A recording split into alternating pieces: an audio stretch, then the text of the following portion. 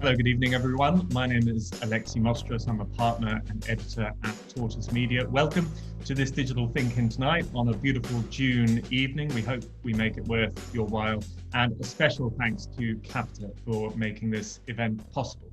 Tonight's discussion is an attempt to try and understand how the pandemic will affect the interaction between technology and government, and by implication, the manner in which we are all governed ourselves. We already know that COVID-19 has had profound effects on the private sector. It's accelerated trends we were already aware of, and it's disrupted industries that we might never have thought of. The question is, how does that transfer onto the government? Before I turn to our great guests tonight, I just wanted to remind everyone what a ThinkIn is. When James Harding, the former head of BBC News, founded Tortoise, he wanted us to look beyond the headlines and to look at what was driving the news. And a big part of that concept is drawing as many voices, as many of your voices as possible into the debate. So I think it aims to replicate the experience of a news conference where everyone has a say, and then after about an hour, we emerge with a clearer perspective on a difficult topic. So that's a long-winded way of saying that this is not a panel discussion. We want to hear from you. We want to hear from as many of you as possible. And this is how you can get involved. You can either raise your digital hand, which you do by going to the bottom of the screen and clicking on the participants button. And then you'll see an option to raise your hand. And then I'll try and bring you into the debate. Or you can get involved in chat. Basha, my colleague, is hosting the chat, and she'll try and flag up some of your comments to me. And again, I'll weave them into the conversation. Without further ado, let's turn to our guests. We've got Andy Starr, who heads up Capita's Government Services Division and has worked across the private and public sectors. Damian Collins, I think, might be joining us in a little bit. He's the Conservative MP, of course, who until recently was the chair of the Digital, Culture, Media and Sports Select Committees. And our, last but not least, our very own Alexandria Murzavizadeh, the director of Tortoise Intelligence, who's done a lot of work around technology and AI uptake. Andy, if I might, by starting with you, could you just lay out the groundwork, if you will, for us in terms of the discussion tonight? Set out for us how you think COVID has changed how government sees technology and vice versa. So thanks for that, and good evening, everybody. I think there are three kind of things to really think about in this space. The first is that prior to COVID, in the private sector, profound digital change was underway.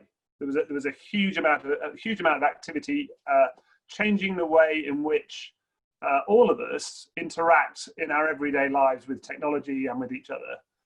And in the government space, they've dipped their toe in that area, but have been kind of cautious. And that's not atypical of government, because government is responsible for spending taxpayers' money wisely, and they will want to be a follower, whether a fast follower or a slow follower.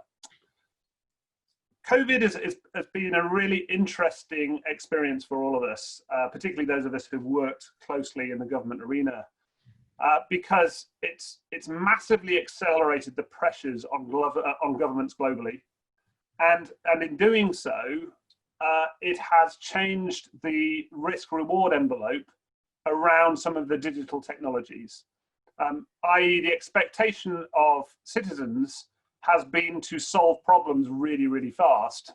And that has been more important than making sure they get absolutely the best value for the thing that they're buying. And as a result of that, we've seen some really significant acceleration of the adoption of digital technology, and I can give you a whole heap of examples in a minute. And I think as a result of that, post-COVID, the pressures on government are going to ramp dramatically. We're going to see real pressure on the financial situation, and that means there's going to be enormous pressure to drive productivity in government, way greater pressure than we've seen historically. We're going to see even more demand for improved healthcare, and not just in the UK, but globally. We're going to continue to see a pressure on levelling up, and we're going to continue to see pressures on the environment. Because of those things, I think the experience that governments had of adopting digital technologies through COVID will mean that they will try to use some of those as accelerators against all of those pressures. And again, a little later in the conversation, I'll give you all sorts of examples. Damian Collins, have we got you now? Have you joined? Oh, sorry, I just see, is Damian Collins here? It says on my screen that he is here. If not, we can turn to Alexandra. No, that's why I'm here. Can you hear me? Hi. Yes, I can hear you. Hey, thank you so much for joining us. No problem. Good to be here.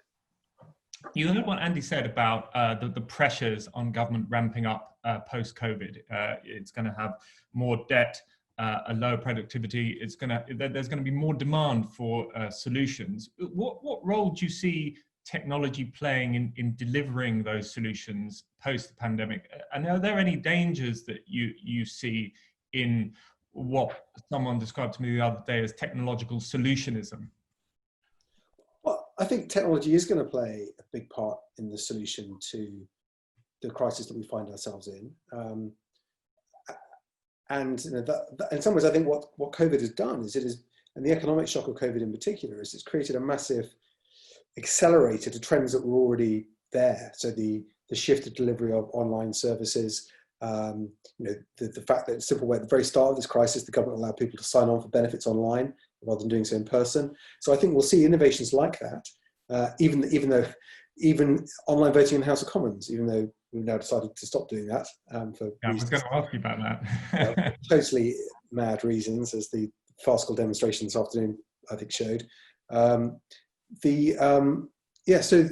we're used to those innovations, but what's happened alongside that is that we've gone through a process, I think, in the last 2 or 3 years of people starting to ask questions about technology, and that has actually mean that people are healthfully questioning it.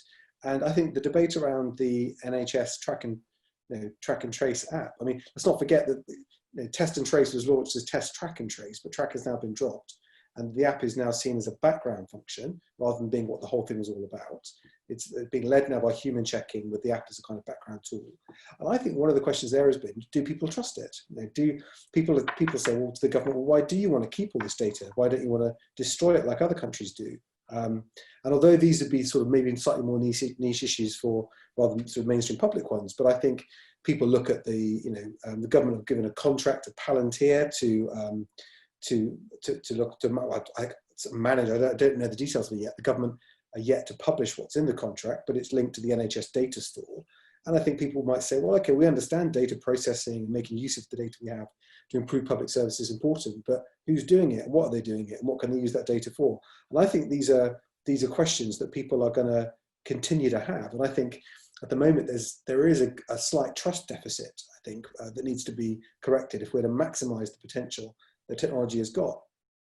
I think coronavirus has made people far more aware of online disinformation. It's gone from being something that exists, you know, in the political sphere and in other countries to something that now is about, you know, can you trust the information you get to keep you and your family safe? Yeah. Or it's about the real world impacts of people attacking mobile phone masts because they think 5G is the cause of it. And I think in surveys done, about a third of people believe that the coronavirus is artificially made, man-made, it's not organic. Coming from it would suggest that the conspiracy theories spread quite widely. So again, I think there are questions for technology there about saying, well, what more can be done to successfully identify disinformation that could cause harm in the middle of a public health emergency? You know, what more could the tech companies do to be more effective at doing that? What are the limits of that? And again, I think it's rushed this debate onto us at a time when we were starting to have it, thinking about other issues, but hadn't yet really resolved what the answers to those questions were. And I think coming to that resolution will be important. The other thing I would just say finally is thinking about wider tech businesses within the wider economy, is that I think, you know, we had this big debate, you know, it seems like a lifetime ago, but only a few months ago, around things like the digital services tax, digital sales tax, these levies placed on tech companies. Is it right? Is it fair? I think, coming out of this, if we're in a world where there's a big retreat from physical businesses, a lot of the retail businesses that have shut don't reopen or open again in a much reduced form, and yet online retail has boomed because people haven't been able to get out to the shops. In an environment like that, is it likely that people will say, we think that the system is fair? It clearly favours one sort of business over another, and that a model of business taxation and business rating, which was based on a time when the physical size of your business probably said something about its performance and the resources it used up, and it's not a very good indicator anymore. Is the system fair when it clearly favours one sort of business over another, and the businesses that it favours are the ones that are doing best out of this new world compared to others, and where do we all sit within that? And I think that I sort of think as we come through this, there will be a want to make that more equitable, that relationship, and a sense that people are paying in. People will have these huge debts to pay, huge ongoing obligations and costs. Still a huge reliance on the health service and the public services, and a probably desire that we invest more in them to prepare for another wave of the virus or a similar pandemic in the future. Where's this money going to come from? And I think in that world, people are going to have to be seen, and particularly big companies, big organizations, going to be seen to be paying their fair share and paying their way in a way that I think that will become a much hotter debate as we start to come out of this. That's fascinating. You spoke about trust before, and I think trust is going to be a big issue going forward in terms of how the government uses tech. And I'm really interested to hear from anyone in the discussion about whether they think trust in technology will increase or decrease post-COVID, because it could go either way, couldn't it, Andy? I mean, you could have a situation where, as Damian said, trust decreases because people are increasingly aware of how these big companies are utilizing data for commercial ends.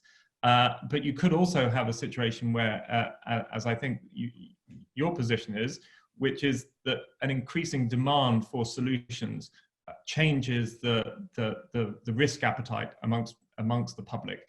And they are going to be more willing to look for technological solutions that can deliver proper results than they might have been before.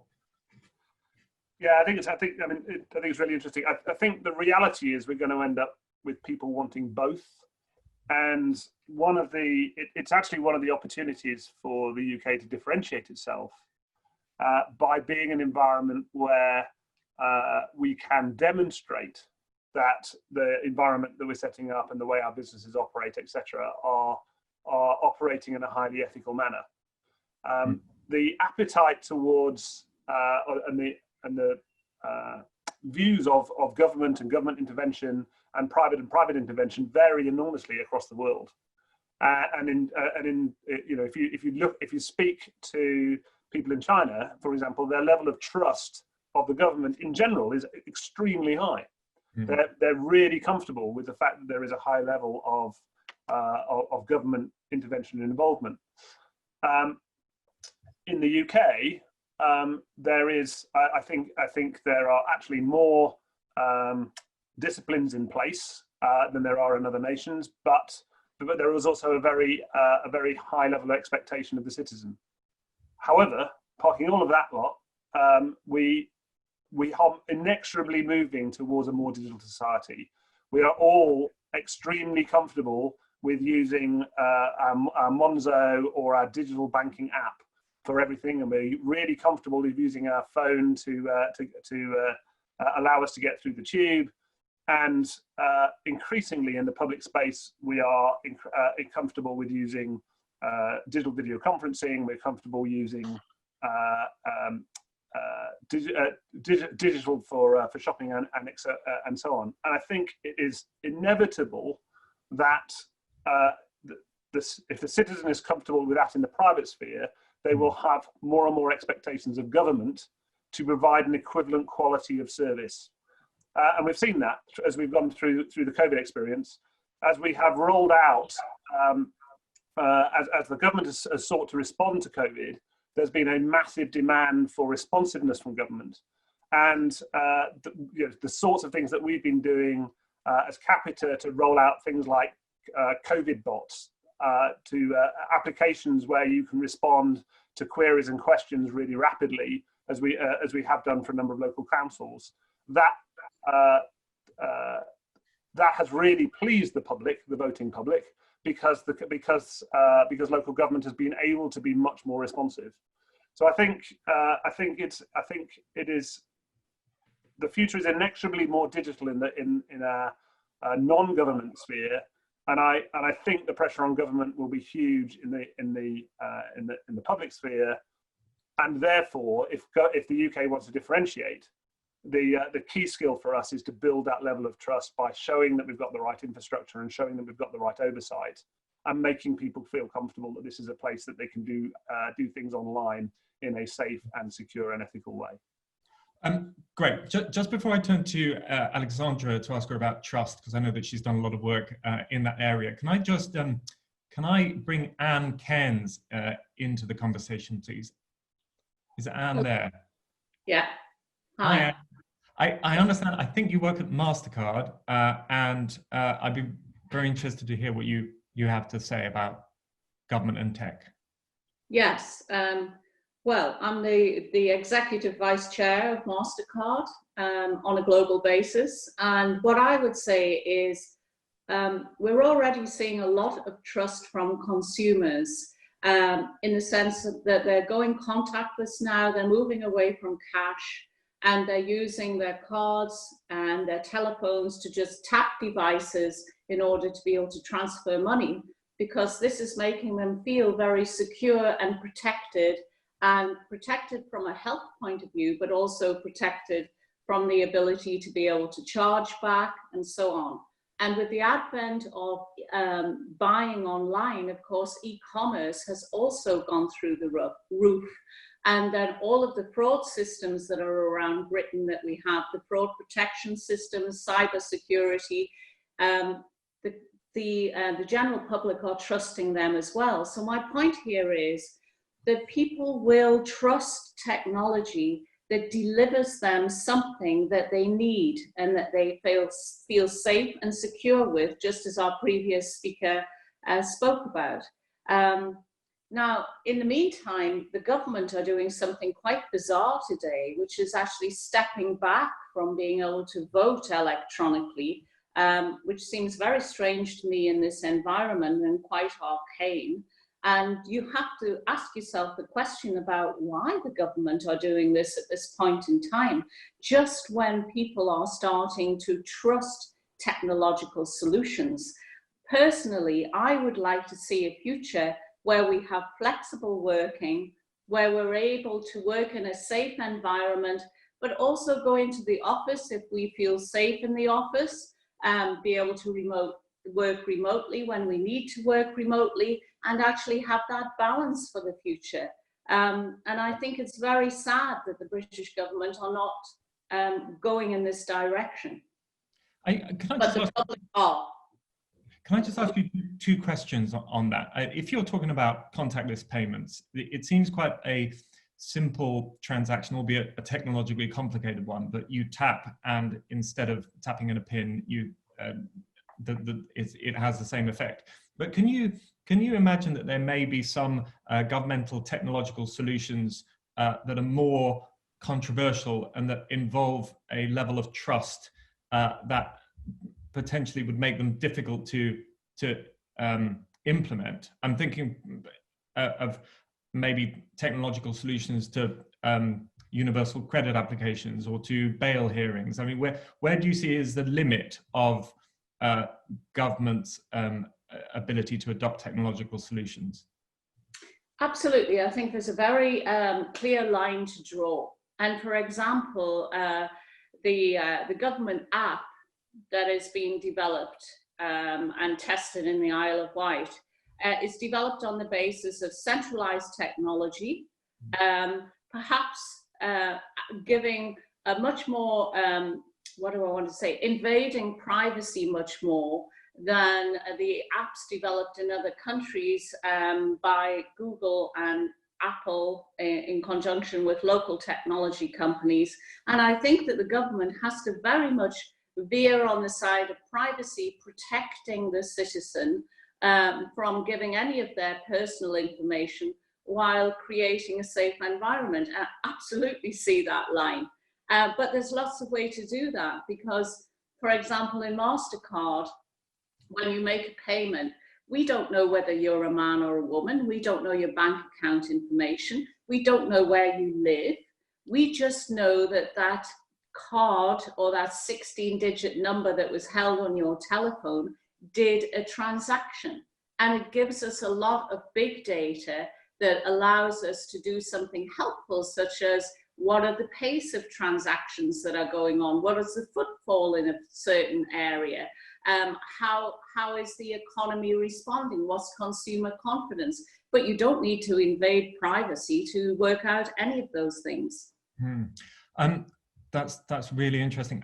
Alexandra, can I turn to you, because you've done some work around trust in AI and trust in technologies in general. Are there some examples of governments that you feel have got it right in terms of the balance between innovating in the tech sector but maintaining privacy and therefore maintaining trust? Thank you, Alexi. Yeah, we've done a lot of work on trust in relation to AI in connection with the Global AI Index that we launched back in December. We just did a summit on it on the 15th, a few weeks ago. And trust, I mean, trust is critical, and I see it in the chat coming up as it is key. It is key to solving the problem going forward, creating the systems from the government side that will enable, moving through this pandemic, but future crises without as much disruption as we've seen today.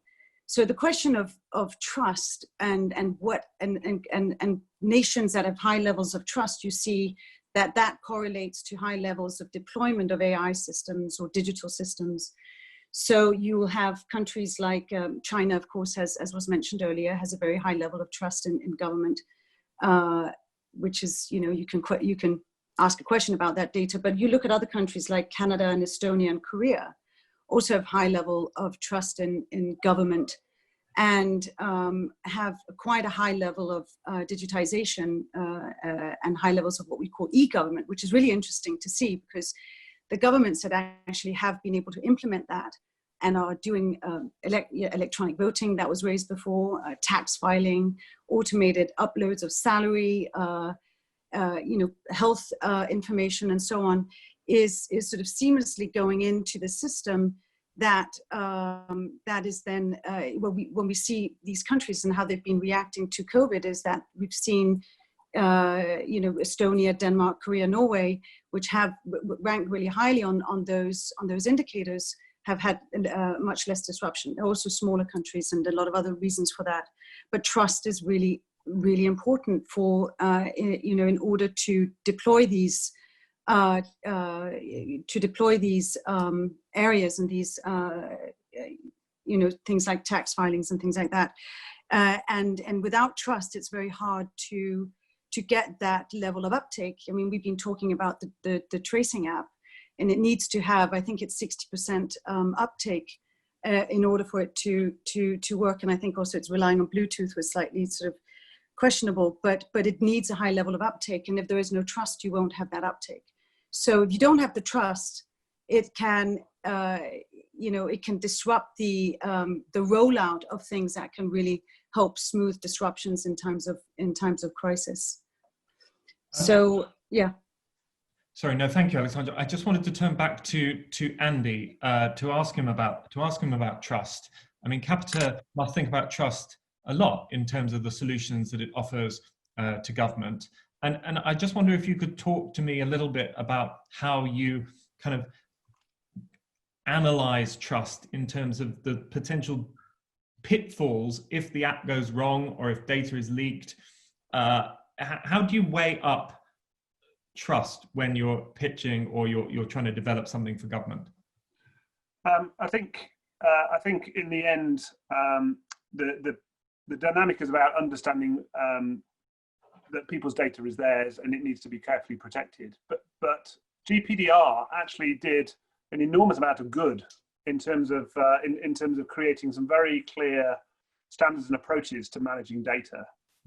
I wanted to sort of bridge, if I may, just from the trust point back to the leadership point that was made earlier on, and about how signals like voting are incredibly important. It's been really noticeable as we've gone through COVID that as senior civil servants in particular have switched to conducting meetings online, that droves of people behind them switched really, really quickly to being comfortable doing this kind of format. And the leadership effect from everybody in the senior leadership position, both in government and in the private sphere, will become incredibly important as we come out of COVID. So I think the discussion around making sure government thinks really, really carefully about and purposefully about how they want the world to be different and better as we come out of COVID is incredibly, incredibly important. Yeah, can I just stop you there, because I want to put that point to Damian. You mentioned before, Damian, that Jacob Rees-Mogg has let the ability of MPs like you to digitally participate in debates. He's let that lapse, and so you now have to physically attend debates. It seems a regressive step. Paul and Kay Lusk make that point in the comments.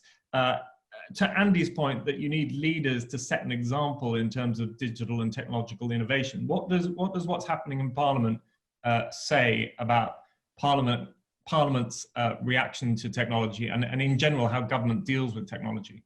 Well, I think we should see technology as a tool that helps us do things, sometimes more efficiently or in different ways in difficult circumstances. So the fact we had a system of technology that meant that people who were isolating or ill could vote remotely, and that we could do votes at the same time, about 15 minutes efficiently, that seemed to a lot of people to make a lot of sense. We've now replaced that with a system where people can't vote remotely, and the votes themselves take 45 minutes per vote. So today is by far the least productive day of the lockdown I've had, because I spent an hour and a half queuing to vote twice in the House of Commons, where I could have done it amongst doing other things at home. So we had a system that worked, that's temporary.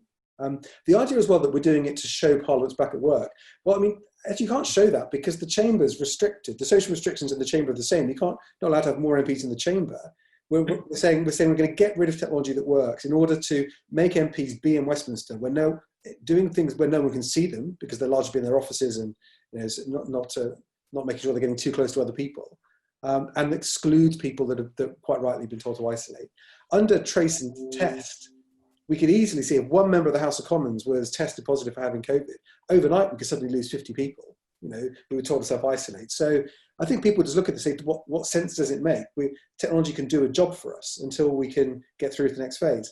I think with the NHS testing app as well, that the app has one job, which is to help us identify people that have got the virus so that they stay at home and they isolate to control the spread of the virus. It has one job. It would be nice to have, I don't doubt, to say that, well, this app gathers loads of data and that might be useful in the future. We could use it for research. We're not going to tell you what for. We don't even know what for, but we want that capability.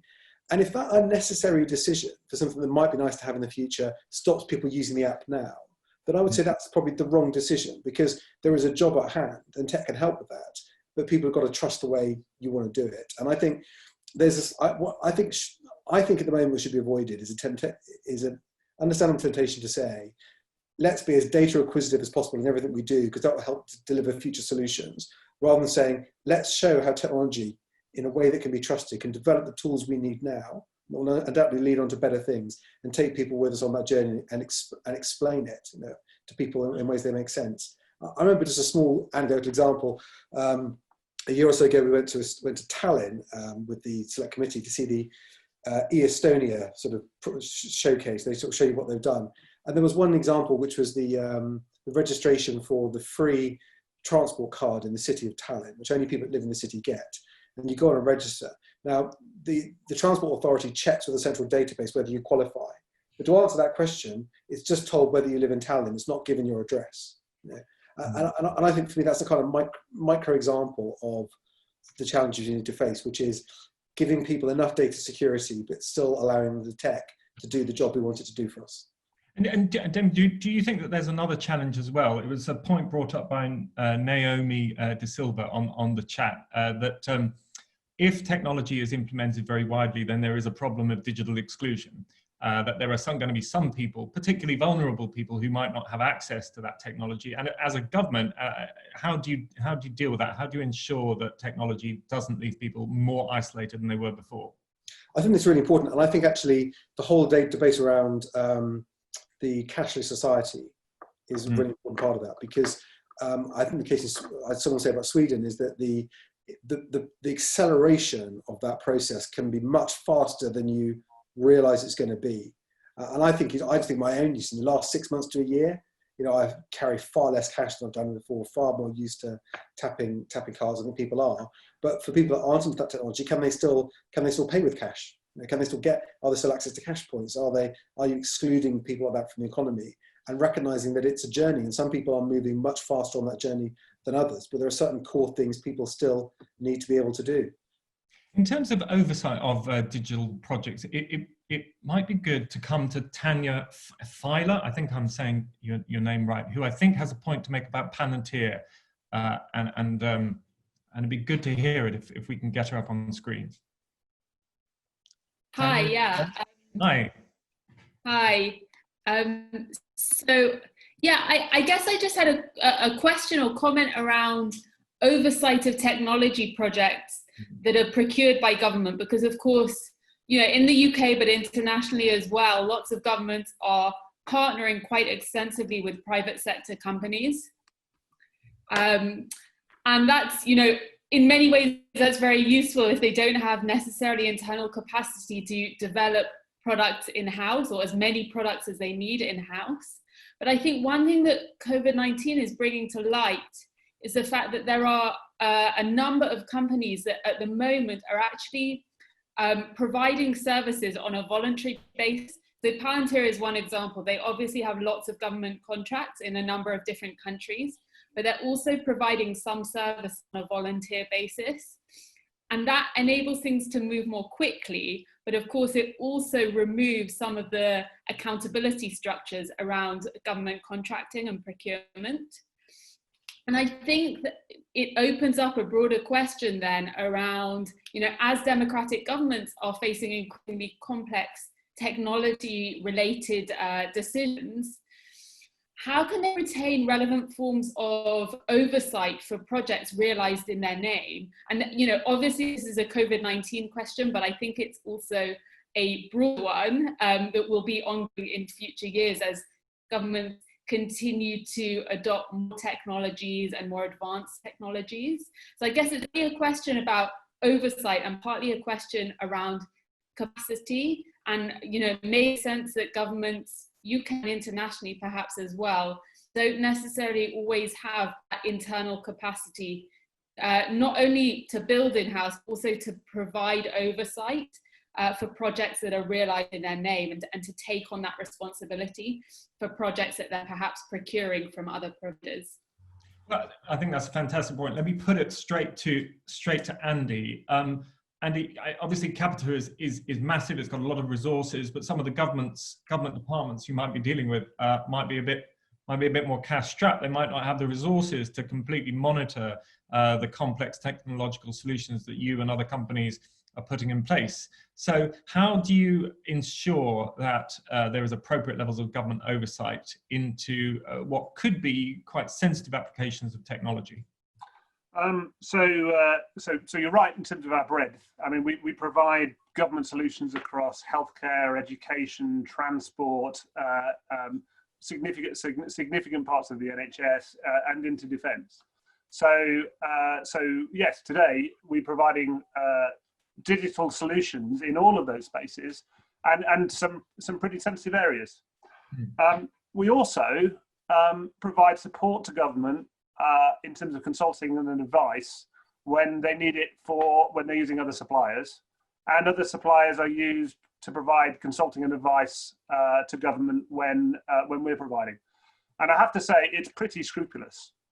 The level of discipline in the public sector is at least as good as anything we get in the private sector, and arguably significantly better. But the way they do that, how do they do that when technology is moving so quickly? The answer is to make sure that you have a kernel of skill set internally. You need to be an intelligent supplier, but on top of that, you need to be skilled at picking the people who actually know what's happening. And the way you can do that is because there is choice in the market, using one supplier who is an expert supplier to one government to advise another government to ask the right questions is a perfectly acceptable and efficient model. Okay, before we turn to the politics of resilience, which I think is a really, really interesting kind of geopolitical shift that might have major implications on tech, let's get a couple of other people involved in the conversation. Chris Chadwick, you've had your blue hand up for a while. Are you on the line? Yes, I am. And I think Tanya's point, and I would echo it, that the government's ability to oversight these projects, I think, was highlighted by, and I have a lot of respect for Damian and the committee that he's been chairing. They've done some great work. But the whole issue that they had about trying to hold Mark Zuckerberg to account for some of the stuff that Facebook had been doing, the tech companies have got massive adoption because they're building really effective apps that give people services that they want, and then there is a global kind of adoption of that, and then the governments, they can't hold them to account. And even Damian tried very, very hard to get Zuckerberg, first of all, to appear before the committee, which was a major issue, and then the level of questioning I felt was it showed that the tech companies were so far ahead. So I think that governments have a real issue about how do you stop the adoption getting past all of the regulatory systems, because that's what's currently happening in my view. Okay, well let's put that to Damian. It's a long-standing problem. You've been at the forefront of trying to solve it. How does a national government properly regulate the technology that is developed by a global organization? Well, global organizations still have to obey the laws of the countries where they do business. So the laws that we have on data protection through GDPR, still have to be followed. I think what we've learned over the last few years is what are the sort of questions we should be asking, for example. So I think take Palantir as a good example. I had answers that are back today on 4 parliamentary questions I put down about Palantir, asking about the contract with the health service. The government have said that they will publish the contract in due course. It makes you wonder why they can't publish it now. But what I'm interested, the reason why I'm interested in that contract is this similar to the contract the government signed with Amazon over Alexa, which it sounded at first all that they were going to do was take information from the health service and make it available on Alexa to people who had inquiries about health, so they were getting decent official information back. But it turns out Amazon have access to all sorts of data as part of that agreement. If, for example, a company like Palantir is given access to large amounts of NHS data, what happens to that data? And if they give it back, is the data that's inferred from that kept by them? Which I remember someone in the hearings we did said very good way of describing the value of inferred data. So if I give you a book, you translate that book into French, you give me my book back. Now I've got my data back, but you've got something you've taken from it, which gives you all the knowledge that you need, but you're using it in a different form. And I think now we need to understand, if these are the things that are happening, if these are the sorts of contracts that are being entered into, we need to understand more about, so we need to be asking the right questions. And if government isn't, Parliament has to understand what's being done. Because I think, I'm not sitting here saying, the use of data in delivering policy is bad. I'm just saying we should know what's being done and we should have some sort of rights, and rights of recall and redress. I mean, one of the big questions that ran through the inquiry was the right to know the data that a company holds on you. Professor David Carroll, who I was speaking to today, is stories at the center of the Great Hack documentary on Netflix. You know, his quest with Cambridge Analytica was simply to know what data they held on him, and he still never had an answer. So these are the sorts of questions. And that's why I said, and I think this debate in the background creates a sense of distrust, and that ultimately is damaging to the tech companies, because that may not hold. They may do what they want to now, but over time, people will be more fearful of allowing too much intrusion if they fear the consequences of it. And I think. Do you think? Well, I'm quite interested in what you think. How you think that paradigm will develop post COVID-19. So the Alexa deal and the Palantir deal both involved health data. Do you think that post the pandemic there will be more of a push, more pressure on government to do deals with tech companies over health? Well, they're not being put under pressure to do it. The app was important as a tool to solve the problem of identifying where COVID is breaking out. The government's doing this because it wants to do it. It thinks there's a value in this data, and there are lots of companies that want to work with the government to help understand that data and understand what tools could be developed from it. And that's fine as far as it goes. But I think people have got a right to know what's going on and how their data is being used. So for the government, they need to think about what sort of powers do they have to investigate data that's being held by companies, if it's public data, to see how it's being used. What right do citizens have to request that data back? What powers, if you could change what powers do you think are deficient at the moment? What powers do we need to ensure that we have the correct oversight going forward? Well, I think the enforcement on data issues, enforcement has been very difficult, and the ICO found, they often end up in litigation with big tech companies trying to answer questions there, and I think that's very difficult. The content side of it, that's where the Online Harms Bill comes in. The government, we have to have a regime here, I think, where there is liability for the tech companies, where if their algorithms are promoting information, if their platforms are distributing it, whether or not they've created the content or not, there needs to be some mechanism of liability, and the government needs an independent regulatory body that can oversee the companies and can audit them as well. And that's the key thing. This sort of thing would be normal in most other industries. I think if you look at the oversight of financial industry, and maybe this is something that will come in tech too, that is similar to what we had after the financial crisis, that there was accepted that actually there is some oversight. The banks have got responsibilities to identify fraud. They're not allowed to sell products that are too risky. They have to, they have to use their judgment.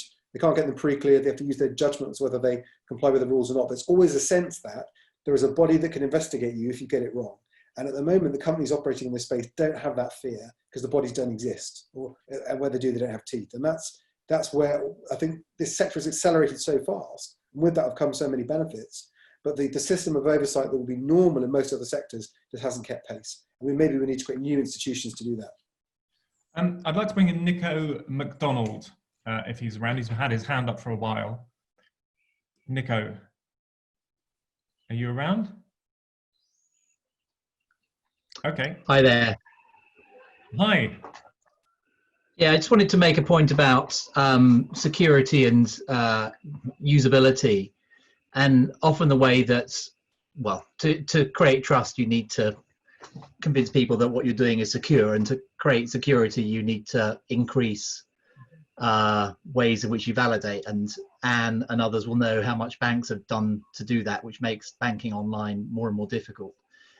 But I think, and what that does is encourage people to write down passwords in ways that make them accessible to others to, perhaps shouldn't see them, or to email passwords to themselves and that kind of thing. But I think the missing element of this is the idea of design, and designing things which are secure but easier to use. And that's something actually Government Digital Service, which hasn't had as much credit as it should have in this discussion, should be given credit for, because it's actually done a really good job of usability, interface design, interaction design to enable almost all government services. So I think we need to consider design in the discussion when we're talking about trust and security and citizens' use of digital services. I think the one thing you can't design is a secure voting system, just to pick up what's been discussed in the chat, but that's maybe another issue. Oh, that's fascinating. Can we come back to Anne from MasterCard, please? Because I think that she's got her blue hand up again, but she may not have taken it down. I just want to see if she's got a follow-up point. Maybe Okay. I think she probably knows. Me? Yeah, hi. I do have some follow-up points, and actually on the point about passwords, which have just been made, and writing them down and so on, I do think that biometrics are the answer to that, and so we can go forward with a much easier way to identify ourselves.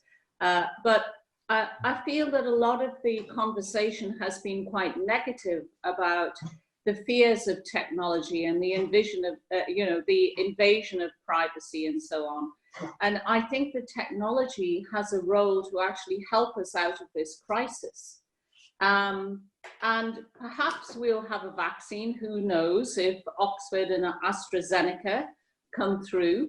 And in that case, if you have an inoculation, wouldn't it be great to actually have a health pass that you could use digitally around the world so that you could move from one country to another? And in the absence of that, wouldn't it be great if our testing got to a level that we could say before we got onto an aeroplane, oh, I've been tested in the last couple of days, and by the way, I don't have a temperature and I can get on this aeroplane and feel fairly secure about it. Or indeed, I've been tested and I've been shown to have antibodies because I've already had the virus. But all of these things actually could help us technologically revert to something which is more of a normal world, and something that would help our economy open up and get back to work, which surely from that point of view we're all really interested in happening. So it would be great if the discussion could go down those lines for the last few minutes. Well, hold on a sec, because I just wanted to ask you about the passport situation. What happens though if there's a glitch in the system and you're tested and you're clean, but you don't get the passport, and therefore your freedom of movement is significantly restricted? Isn't your advocation of that sort of solution based on an implicit level of trust and a reliance on technology that just might not be there? Well, first of all, the technology is there. So the technology is the easy part, actually, because MasterCard have already got this technology. So that's not a problem, because we've been building things that have digital identities biometrically around the world to work with governments for the last few years. And the idea would be that the data isn't held except in a place that's safe and secure. For example, it could be held at the NHS in the UK. It can be held in other gold source places. And nobody actually has to see the actual record. All they have to see is a kind of red, amber, green signal. And somehow we have to create a global system which is acceptable. We already have global standards in order to make payments around the world. And in actual fact, this is what we're going to need to be able to move around, which is again why you don't want to build individual country solutions. What is the point of having something built that works in the UK that tells me I'm okay, but if I move to France or Spain or China or Peru or Indonesia, this system doesn't work? We need global standards, and we need it for the future. Maybe not for this pandemic, but for other things around the world. And we need sources of information that can move around the world in an encrypted way and also in a tokenized way, so that the data doesn't actually move, but allows freedom for the individual to move with privacy. So all of these things actually technologically are doable. It's just really, as you say, developing trust and developing the build with the people who hold the data in the first place in one country and another to make it happen. Thank you so much. Sorry, I've got my daughter here who wanted to make a point. She's also in the technology industry in a different company. Hi, sorry, I'm piggybacking, but I think there was a really interesting point made earlier about the digitally excluded, and I think this kind of leads on from what my mom was saying. That I really think that technology can actually help the digitally excluded get access to all these systems that are, today necessary when it comes to things like, moving from a cashless society to a digital payment society, to, getting the same health information that they need to move around the world or just, move around in their own society. I worked for a challenger bank that actually was one of the first, or was the first challenger bank to offer cash loading as part of our digital product. And I think it's all about human-centric design and just making sure that digitally excluded customers are part of the equation when you're designing your technology so that it can work for everyone. I think it's just about companies and governments thinking about how many use cases there are and how they can serve entire populations. Thank you so much for that, both of you. Andy, let's pick up on a couple of that points. Let's turn the discussion towards the positive. If you look forward in terms of Capita's relationship with government departments, talk to me a little bit about the technologies that you see Capita implementing in the next few years that could really help people, both in terms of the pandemic and after it. Thank you for that. I think, and I have to say, I really enjoyed Anna and her daughter's input, which I thought was spot on. I think the criticality here is to make sure, building on all the points we talked about today, the criticality is for government and industry together to map out a positive future that is a significantly better one today, that's built on trust, but is leveraging all of these technologies to make a significant social impact. So if you start with a very simple, which has been what we're doing today, which is working on Zoom. If government really encourages this kind of teleworking going forwards, then what it enables is a levelling up across society, particularly in the UK, because it becomes possible for all of us to spend a lot of our lives not being London-centric. And that really has an opportunity to take high-value jobs and distribute them around the country.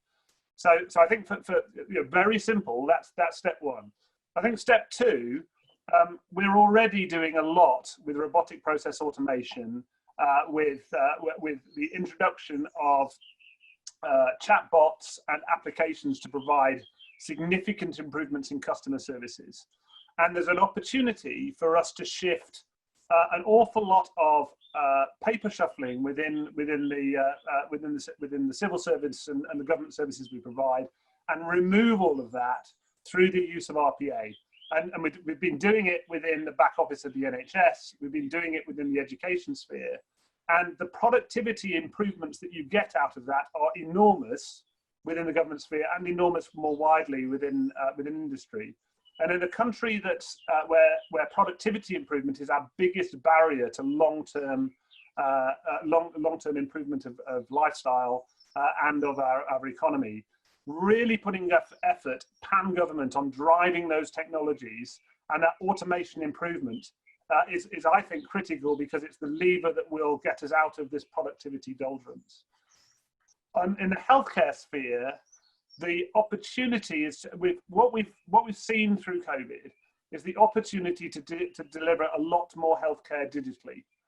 My team runs a large portion of the back office of the administration of the NHS, but we also do we also provide a whole series of application sets that allows medical practices to deliver services more efficiently. The example, not within our space, not with Capita, but elsewhere, of doctor at hand is transformative. If anybody's had that experience, the ability to have a doctor ring you at a prescribed time over an application and be able to give you a prescription is incredibly powerful. If you now start coupling that up with the fact that you can use Fitbit style technology to provide monitoring of people within their homes, we can move towards a far more affordable but far more effective healthcare service if we can only be more joined up. And I can give you many more. But for me, the range of opportunities, if we define a positive future, and we leverage the technologies that are already well demonstrated within the private sphere and drive those into the public sphere, we can drive productivity and healthcare and levelling up and do some phenomenal things for the environment. That's fantastic. Okay, well, let's spend the last 4 minutes talking about resilience, because we have seen a diffusion, a global diffusion of technology. It used to all emanate pretty much from Silicon Valley. Now, China, India, Europe, they're all rising, and I just wonder, when we see, you know, the US and China, when we see that relationship fracturing, whether public sector bodies will increasingly look to the geography of where they're getting their tech, who's making these apps. Damian Collins, do you have a view on that? Yeah, I do. I mean, I think with China, I mean, there's the debate that's on apps, but on kit with Huawei, and I think that's a, you know, if the advice, the published advice that is there from the oversight board is that the existing technology, it has cybersecurity risks, and that the company has got no credible plan to put those in place, I think it's perfectly reasonable that we say, well, do we want to be reliant on a company like that for developing sensitive infrastructure, just for the sake of having kit that's a bit cheaper and a bit quicker? If we don't have the capability to develop it ourselves, then what are we doing about that? We shouldn't allow ourselves to be reliant. In terms of data gathering, I think as well, I think apps that are gathering data without informed consent are doing so in breach of GDPR, and therefore, again, the regulatory systems are there to deal with that, and companies trading in this country would have to comply with them too. But to me, this goes back to that question on trust. I mean, there are different forms of technology. Some of them come with a lot of security, a lot of safety features built in. I was very interested to read, you know, of I think Tim Berners-Lee is behind this project I think it's based in Boston, where they're looking to develop, you know, social media based on a much more blockchain philosophy, where people are the data controls the data they have, and they choose what they share in order to complete different transactions. They don't just have a system where everything is gathered about them, you know, by the platform. And I think that for me, the ideal solution is that we don't have the kind of you know, what Shoshana Zuboff would call the surveillance capitalism model, which is big companies gather all your data, or the Chinese model where the government gathers all your data, but something in between where people use their data to access services to help their lives, but have some control over which bits they share with who. Thank you very much. Well, look, it's coming to the end of the hour, and it just remains for me to try and sum up some of the points that have been made in this really, really fascinating discussion about government and tech. I'd say that there were 4 points really that came up. The first and probably the most substantive is that tech can have real effects, real beneficial effects in the government sector. As Andy said, if we can leverage some of the private sector innovations into the public sector post-COVID, then things like remote working and robotic process automation, even biometric passports, could have real effects on people's lives. But that all depends on trust, and trust was a theme running through today's conversation. You had some good contributions from Tanya and Chris, who raised concerns about the level of oversight that technology companies have, particularly when working in the public sector. And as Damian said, the regulatory framework, it might need strengthening in various ways. Is the solution to increase the depersonalization of data and to use anonymous data in innovative ways? As Anne said, that might be the case. But with all these innovations, you've got to come up against the third point made today, which is digital exclusion. Innovation tends to leave some people behind. On the biometric passports point, for example, what happens if you don't have a smartphone? Is your freedom of movement limited? Are there technological ways around that? And then finally, resilience. We're seeing a fracturing of global relationships, and that will have a long-term implication on tech and how we use it going forward. So all of those questions are still up in the air, but it's been an absolutely fascinating discussion. So it just remains for me to thank Capita for putting this on, and to thank Andy, Damian, Alexandra, and all of you for coming. And we can't clap because we're on Zoom, but we can wave each other goodbye. So have a fantastic evening, and see you soon.